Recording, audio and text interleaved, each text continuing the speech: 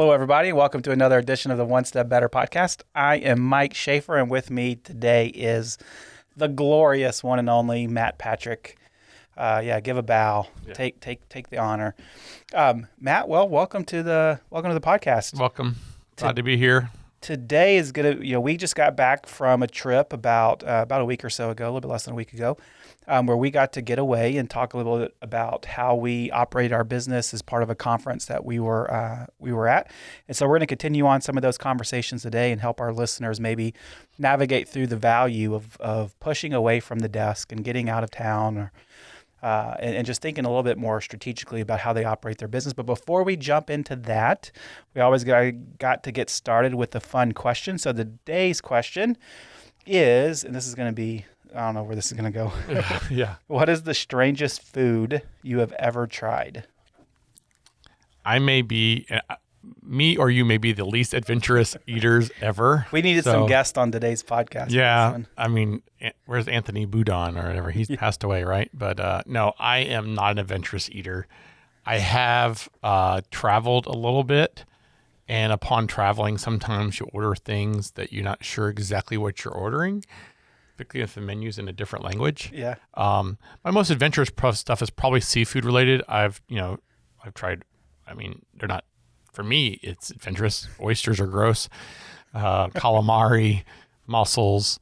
All the stuff that you find on like fine dining menus. Yeah, that's my adventurous. That's my adventurous side. No, I don't do pickles. So I was like, we had some stuff like the worst games in my mind. Like I would never go on Fear Factor because I would never eat the stuff. Yep. I would never play Bamboozled with the jelly beans because I'm not doing that. So I'm probably not the right person to ask for this question. I loved the show Fear Factor. I thought it was a lot of fun. I enjoyed watching it. There's 0% chance of me going on there. And it's always because of the food. Me too. I want to do everything else. All of like the crazy stuff, I would do that in a heartbeat. Like on the high wire stuff. Absolutely. Yeah, maybe that might be hard for me too, but the food is definitely. I would not touch the food. I have no problem putting my hand in the scorpions or hands in the snake pit. Yeah. That stuff doesn't bother me, but food, nope. The craziest thing I've ever tried is condiments not named ranch. That's how adventurous I am. I remember the first time, ceviche is, I knew that word, and I was eating somewhere, I forget where it was at. I'm going to try that fancy soup. And they had shrimp ceviche, and I was like, I've heard that word before, that's probably good.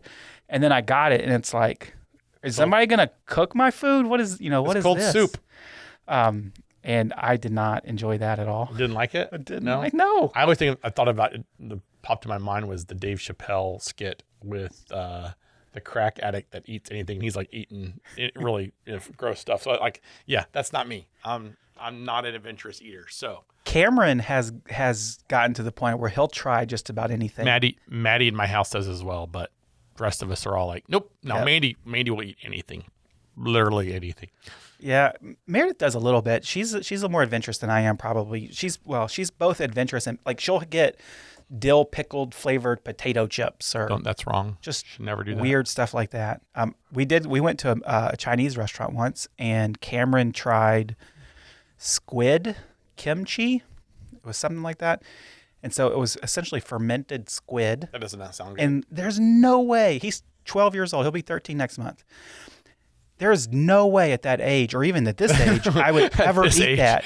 And he was like, yeah, that's pretty good. I want some more. And I'm like, nope. Bro, you go have at it, because we bribed Mason to try a beet. We went, where we were at. I think it was like $100, a pickled beet. Oh, I know, haggis. I've had haggis. That's pretty adventurous, right? Yeah. So we went to Scotland, and I was like, I always think of Brave, the cartoon Brave, with and it's like, it's just a wee sheep's stomach. That's what I kept thinking of.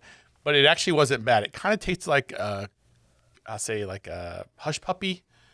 It was like a hush puppy kind of context, but it was, not hush puppy.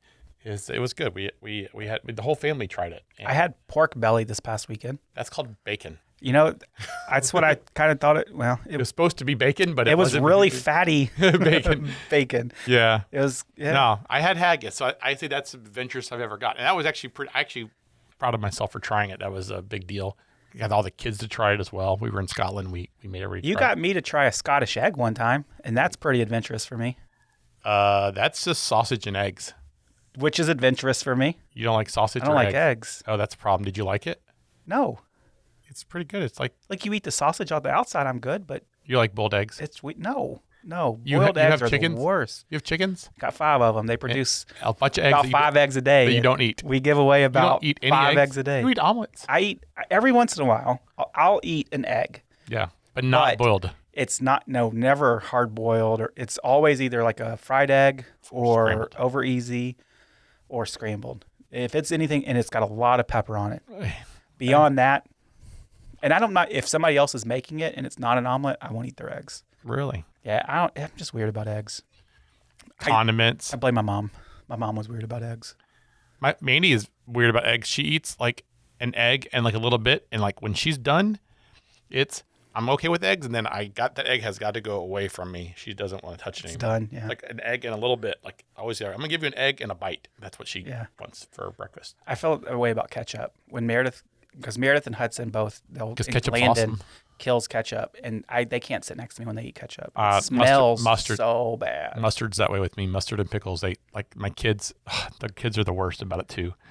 With Yeah. pickles and stuff, they always like eat them and they don't want to breathe on me or try to kiss me. And I'm like, I'm gonna You're punch you. grounded. I'm gonna punch you in the face, and I have an excuse. Go to And your I've room. told you now. If you breathe on me again, I'm gonna punch you in the face.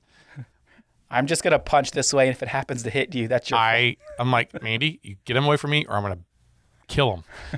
And so pickles are the worst. Yeah, I'm not a big fan of pickles either. Yep. But I'm not to your. I'm not I to have your a degree. batted version. I understand. Yeah. if There's you- there's bad, and then there's wherever you Yep, land Yep. on Yep. pickles. All right, I understand. I agree. I get, and it's funny. Everybody's like, "Oh, he hates pickles," and so every time we're at a restaurant, my parents are bad about like, "Hey, make sure." Like, I'm like, I've already told him no pickle. Like, they reinforced it with the server. It's embarrassing. I'm like, You know what- I'm a 47-year-old man.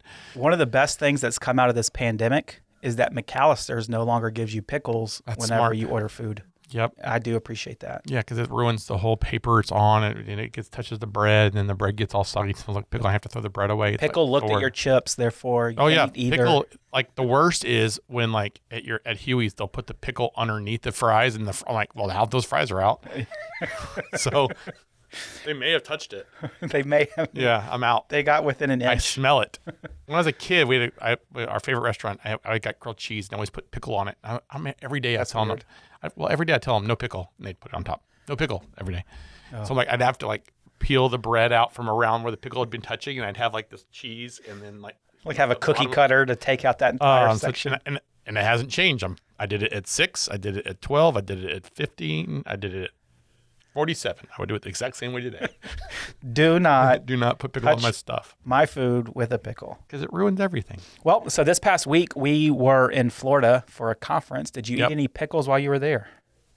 No, I did not. Me either. The food was pretty good though. That's one of the benefits of getting away is whenever We did have a couple to go- nice meals. conference you get some good food. We stayed at the Diplomat Hotel in Hollywood or Miami Beach area. It was fantastic. The resort was really nice. The event was great. The food was good. They had a nice steakhouse on property.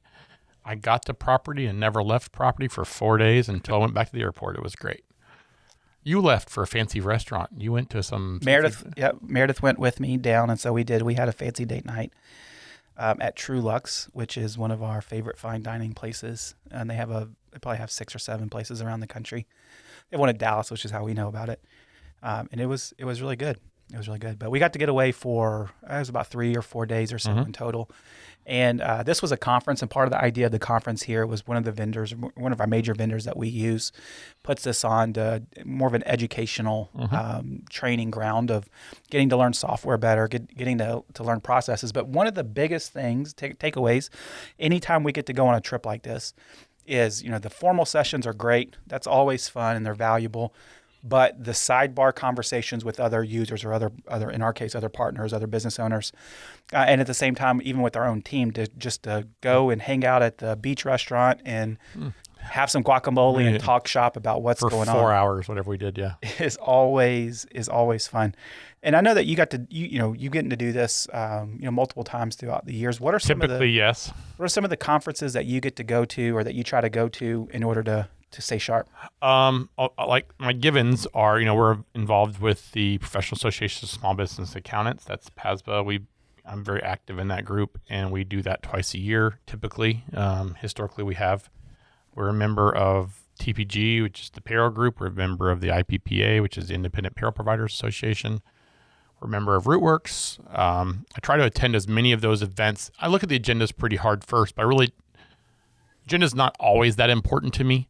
If there's even 1 or 2 sessions, I'm okay with it. My goal is to go to an event, and actually what it really does is get me out of the day-to-day and allows me to start thinking about on the business is my big priority. And I usually come back with a lot of notes and ideas, and I take it and go from there. Yeah. I find that that's the biggest value in trips like this or conferences, whatever it may be, is it forces you to turn some things off that you wouldn't turn off otherwise. In my world, that may be just emails or Slack messages or whatever it is. It forces me to say, hey, I need other people to watch out for this stuff because I'm not going to be able to, which clears the runway for just normal thinking, which is not always easy to find whenever you're constantly bombarded with, jumping from one fire to the other, or even just normal daily stuff that's not necessarily fires, but it's stuff that's just got to get done. Yeah, I often find myself too, it's a great way for me to understand what I am delegating and what I'm not delegating, and it allows me to refocus on my delegation, which is important. I feel like day to day, it's easy just to go ahead and do something that you should delegate. Next thing you know, you're doing it every day, and you end up still solving certain problems over and over again. And the reality is that you're not maybe the best person to be doing that work.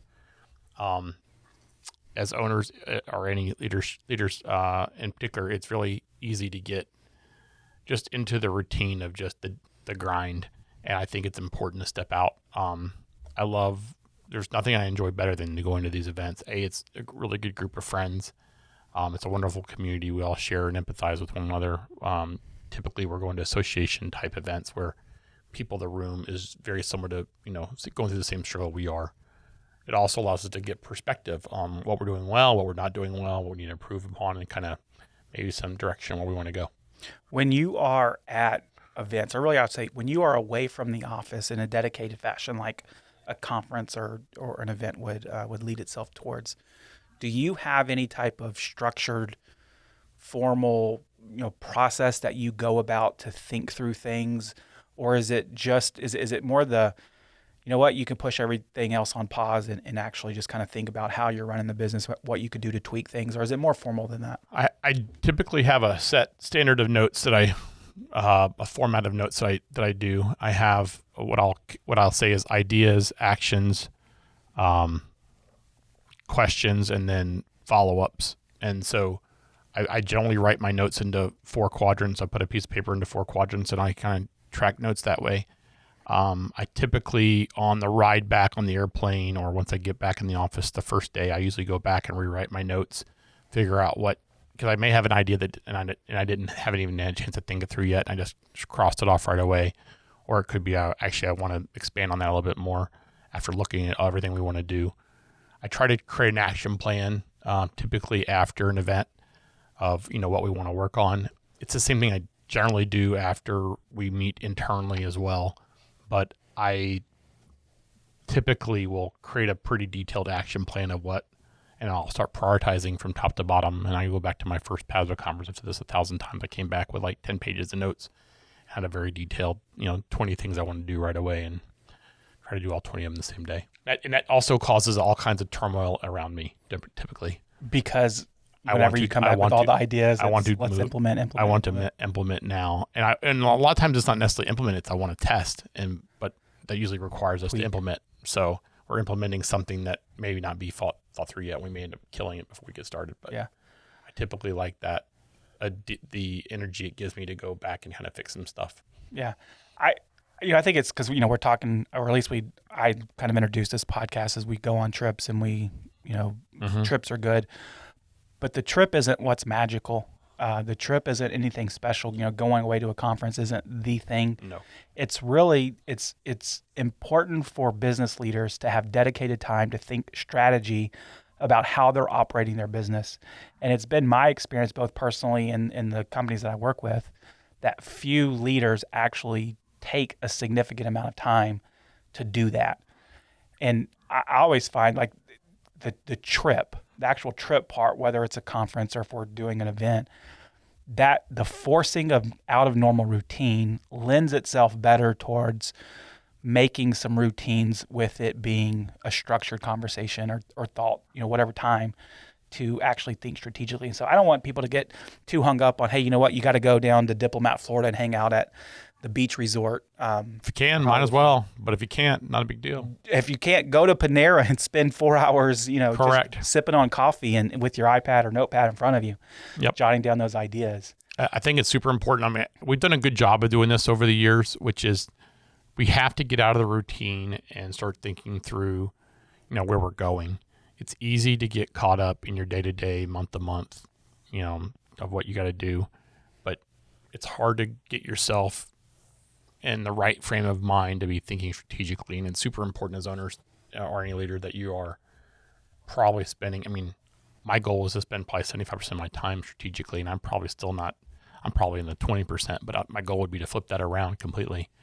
In order to do that, though, I have to give all the tactical work that I do into a process that somebody else can do, and that's partly my fault for not doing that. But also, those are the areas I need to look at. How do I get those people on the team to do that work that I've been doing? Like simple things like, I process our payroll still. We have 35 people, and Mike helps me some, but the reality is I still process payroll. Okay, how do I want to delegate that? Mandy still, in her role as a leader, she still makes sure and reconciles our accounts receivable. Who would do that if we weren't doing that? So if we want to get away, how would we do that? Yeah. Mandy and I've been talking that through a lot. How would we both get out of the day-to-day processes if we wanted the business to run without us? And that, being strategic is really kind of an R&D component to it.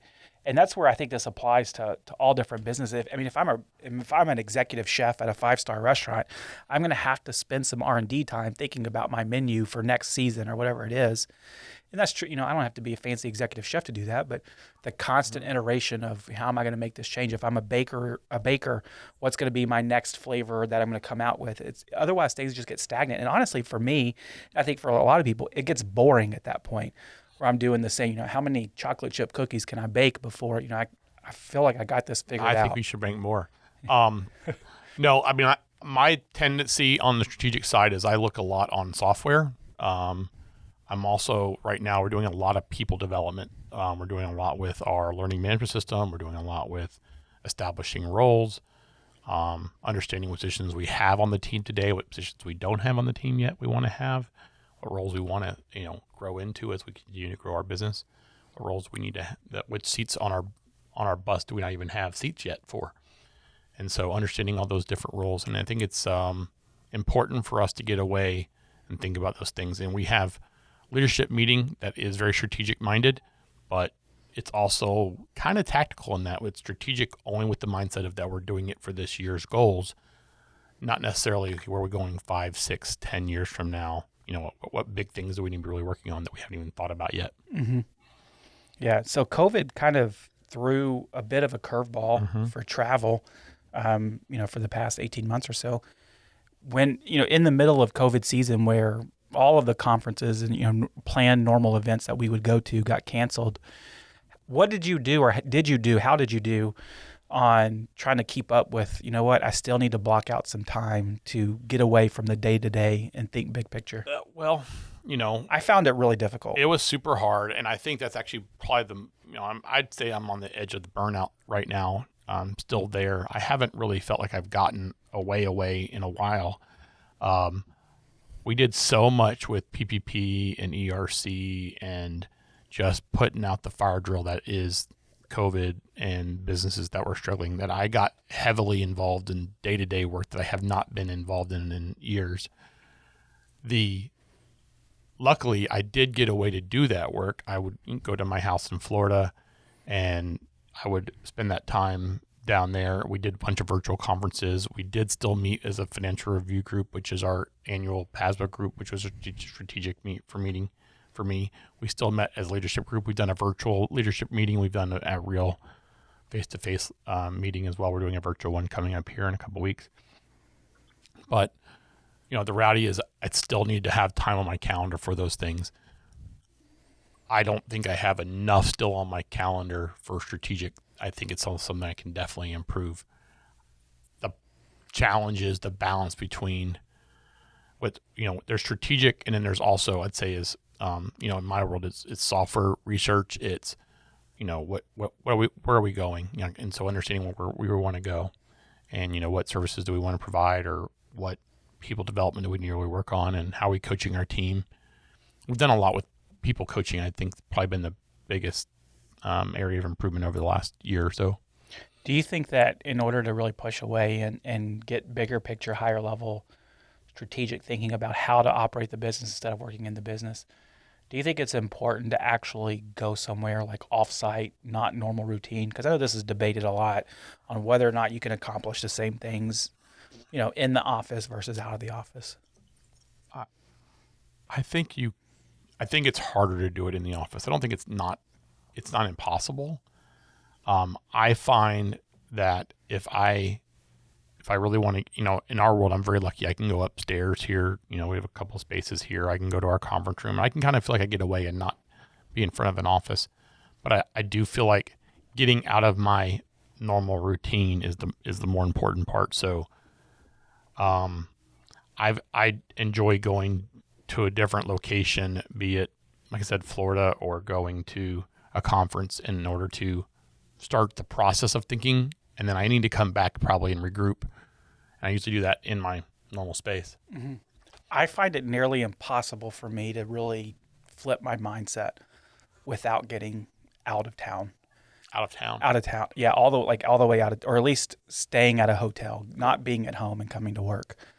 It is difficult because we talked, I'm very much on off light switch. Yep. That blending doesn't happen as easy for me.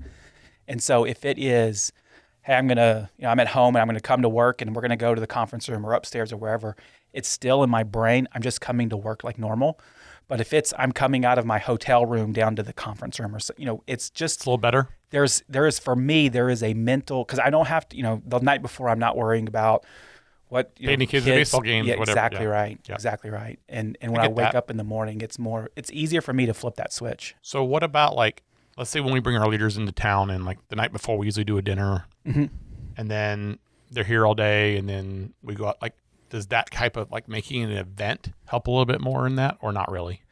Not really. Okay. It does a little bit, but not really. And it's more. Maybe put you up in the Hampton when we bring everybody else to town. It's more because of I'm still here in Memphis, and even though I'm eating dinner with everybody, I know 15 minutes away there's a baseball game going on that I'm missing or whatever. Get it. And it's easier if it's 1,500 miles away than 15. And that's just a weird. I get it. No, I get it. Going to Florida is, not 1,500 miles, but 600 miles away. It's kind of far. Yeah. Yeah. Yeah. It's just, it helps me make that mental shift. But I would say if I was less of a light switch with stuff like that, I could see where it would be easier to blend that. But it's different in my brain. I agree. Yeah. Well, is there a process you go through when you are at an event like that for your notes? Not really. I'd like to. So similar. I have kind of a running tally list, whatever it may be, of these are kind of the strategic things that pop in my mind. That I'll go back to and try to think through those ideas a little bit better, but it's not super structured. And then from there, it's what does that look like to develop that idea? And I want to just jot ideas down. But it's not really super structured anyway. Yeah. I mean, why I started making my little grid was I constantly had ideas popping into my mind that really weren't notes. They may not even be on the topic the guy's talking about or person's talking about. And I created like an idea page basically. Yep. It just popped in your brain as if something else was being said. Correct. Like, we should be thinking about that. Or, like this time I did a lot with the idea of roadmaps is one of my big things. And so, it was, I liked they had a couple of really cool concepts. I'm like, well, I like that concept. We could apply it over here. And so I take those notes a lot. And then afterwards I get back and like I said, I try to summarize those as best I can. And I've crossed out a couple already. They're ideas that popped in my head. Like, no, that's a dumb idea. Yeah, yeah. Which I have plenty. It's a good idea at the time. I have plenty of dumb ideas that pop in my mind. I always try to keep it. we do in our leadership meetings, our quarterly meetings, we do a kind of a missing, broken, confused, working, that analysis, and I keep those we've talked about this before. I like paper notepad stuff better than iPad, but I try to keep my quadrant stuff on my iPad. Do you only refer? Because it's easier to reference down the road. And I would say that's the closest that I try to structure those ideas is in those quadrants, because we may come up with something in our leadership meeting that's kind of interesting, but it's a not now for sure. And there is a time in which that is possible. And I would want to explore that. And I don't want to forget about it. I have all my notes in a folder in my iPad note in OneNote that I track, and I look back at those. I have an ideas folder inside there, and I put my notes in there from ideas, and I see back, that was a good idea. We still haven't done anything with it, but it's a good idea. But I do go back through those quite a bit. I have a conference notes as one of my folders as well, and I reference those back. Honestly, I've done a lot in the last couple of years with some stuff I'd looked at 4 or 5 years ago. Just we all get busy in the day to day, and it's very easy to, I can't achieve 30 things I want to do at one time, but maybe it's 2 or 3 now, and now I'm in a better place to do the next 2 or 3. And next thing I know, I'm finally in a position I can, the LMS is one for us. I think it's probably taken a lot longer than we really wished, and it's just a major ordeal. But in the grand scheme of things, we've been thinking about it for 5 years, but we weren't ready. We didn't have idea what we were going to do. And probably in 2 years, we still won't be halfway through it. It's going to take so much time. Yeah. And so making sure that we're doing it the right way. It's always difficult whenever, I got 5 big projects working right now, and I have a great idea, or somebody brings a great idea. It's like, oh, you know what? I want to do that, but I don't got time for it now. And correct. It's difficult to try to reprioritize things in real, in real time. But I don't want to forget about it. It's something that we definitely want to do, and the timing of that is difficult. We held that little mini conference here, a month or so ago now, and one of the things that came up to me was we do that exercise. Every team did their exercise of working, broken, missing, confused. I took it another step further, and I talked to Shelby about this on her team, which was the idea of our sales marketing team has so many great ideas, and they kind of trying to do too many maybe at one time. And I think it is going along the lines of our scaling up or the traction process that we go through, which is let's make 2 or 3 major rocks we want to try to accomplish this quarter. What are our goals for the year we want to accomplish? Try to keep in them a little less focused, but those ideas, we don't want those ideas to go away. So I need to have a way to repository to keep track of all those things. Yeah. And I think the big takeaway from our conversation is the idea that every business leader needs to spend some amount of time thinking strategically, whether that's monthly, quarterly, annually, probably some combination thereof, to make sure that they're not getting so lost in the daily grind of that analogy, the sand that has to be moved, that you forget that there's some big rocks that can help move that sand down the road a little bit easier or fill that hole a little bit quicker. And so if you're out there and you don't ever spend time strategically planning, and a lot of times I would even say with a group of people, not just by yourself, even though that is important, but with a group of people, you need to find that time. And you don't have to go all the way down to Florida and hang out at the beach, even though it's not bad if you can. I would suggest it if you can. If you do, you just really have to go to Panera or Starbucks or whatever and just spend a half a day with a notepad in front of you, turn off all your electronics and just think and write down ideas. It's going to pay dividends for one of the things that I use as a tool when I am doing that. I'm a big reader, and I would recommend you probably get out of your comfort zone sometimes. Read some stuff that you wouldn't necessarily think would trigger. I'm reading a lot of fiction, historical fiction right now, and it actually has got my mind thinking more. So I'm not necessarily reading business books, but I think it's this idea that you're getting out of your normal routines is big in the idea of how to get your mind thinking strategically. Yeah, books are huge in helping that. Well, anyway, if you guys are out there listening, we really appreciate you taking the time to talk with us or listen to us anyway. Last week we talked about leading with uncertainty, which is essentially the idea that things are changing all the time. And so the question that we're going to try to tackle a little bit just for a second here on the back end is, in a world of uncertainty, how can you possibly lead whenever there is any uncertainty? And, we beat that up a little bit last podcast, but the reality is, you have to have some level of certainty in order to do any type of leading. And so things are going to change. Make your contingencies and plan what you can plan, but you have to do that in a way that was going to allow you some flexibility.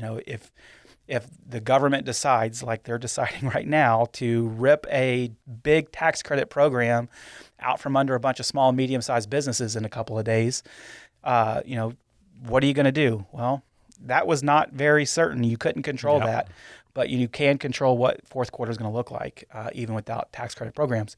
And so you got to control what you can control and do your best, and understand that at some point you can't plan for every potential outcome. And got to be okay with that.